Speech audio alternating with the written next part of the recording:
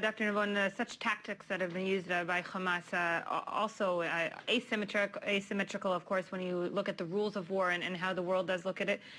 The international community is looking at these tunnels and these infiltrations as one thing, but they're also looking at these pictures from Sajuya, and that says a whole different picture.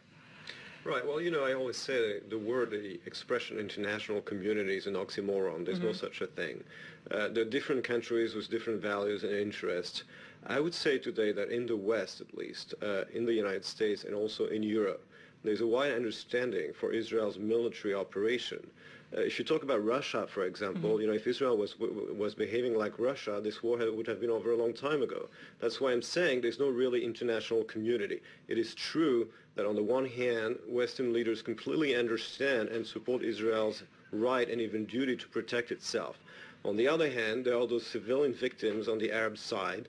But of course, the bottom line is that those victims are mostly due to Hamas's cynical policy of using civilian populations as human shields.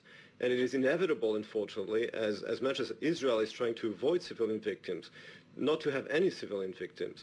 The United States and other Western countries that have been fighting in Afghanistan not so long ago obviously understand that. So true, John Kerry said you should be more careful. Right. Ban Ki-moon also said that. We're trying to be as careful as we are, but at the end of the day, when Hamas uses civilians as human shields, there's nothing you can do to completely avoid civilian casualties. Yeah. I would agree with you on the pragmatic, rational standpoint, but others would say, look, Israel, John Kerry was here in the region for 9 months, shuttle diplomacy and so forth. Israel didn't take that opportunity. It doesn't matter what side you look on. Mahmoud Abbas and Netanyahu are not in the best of terms. We're going to need a mediator from abroad, whether it be John Kerry, whether it be Ban Ki-moon, or whether it be the Egyptians.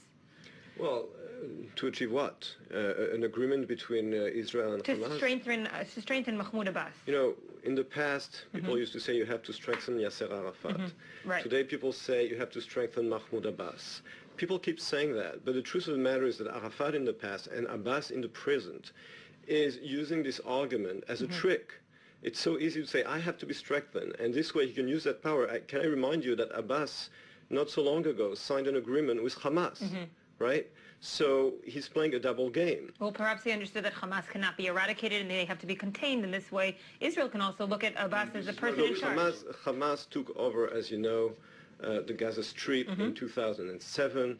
At the time, the PLO forces were unable or unwilling to fight Hamas. I remind you also that in the elections of the Palestinian National Council in 2006, Hamas won a majority. So when people say Hamas took over the Gaza Strip, as a matter of fact, they did win the elections a year before that. But the bottom line is that the PLO has been playing a double game vis-a-vis Hamas, using him on the one hand as a potential ally and on the other hand as a threat towards the West. And you have to strengthen me because otherwise Hamas will take over, but then they cooperate with Hamas. So we have to realize this hypocrisy and stop being naive about this double game that the PLO has been playing for the past 20 years. Does Israel have another choice? I mean, diplomatically speaking as well. We have Kerry coming to the area. We have Ban Ki-moon coming to the area. We, of course, are hearing Mahmoud Abbas. Yes, you may disagree that it is a hypocrisy. But does Israel have another choice rather than speaking to Mahmoud Abbas? Well, we've been negotiating with the PLO for the past 20 years. The PLO has failed completely and miserably into running the Gaza Strip and the West Bank. And I do think that it is time to think of an alternative. I do think, yes, and I'll say it again, that Mahmoud Abbas is a hypocrite and he takes advantage of the present situation. He enjoys the best of two worlds in the West Bank.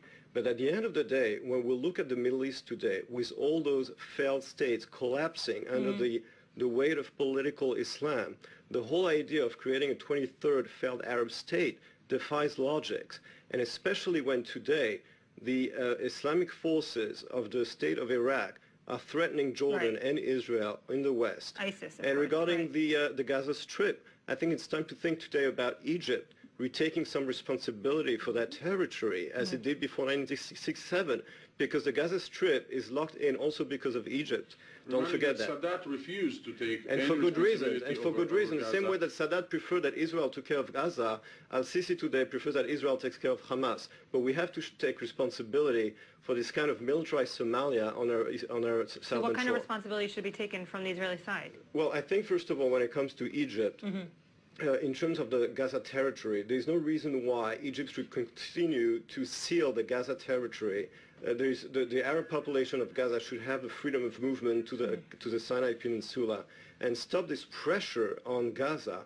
Obviously, Israel is not going to reconquer for the long term the Gaza Strip. Right. And I think that eventually the sovereignty and the population contact should be between the Gaza Strip and the Sinai Peninsula and Egypt.